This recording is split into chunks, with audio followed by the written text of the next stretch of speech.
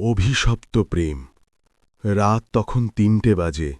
রামপুর গ্রামের ভাঙা হাবেলি, চারদিকে অন্ধকার, কেবল কাকের ডাক শোনা যায়। কে কে এসেছে আমার ঘরে?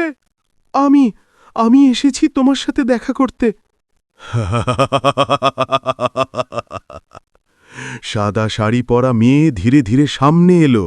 তার চোখ থেকে রক্ত ঝরছে, মুখে নেই ঠোঁট, শুধু এক ফাঁকা গহ্বর। তুমি আমায় ভালোবাসো?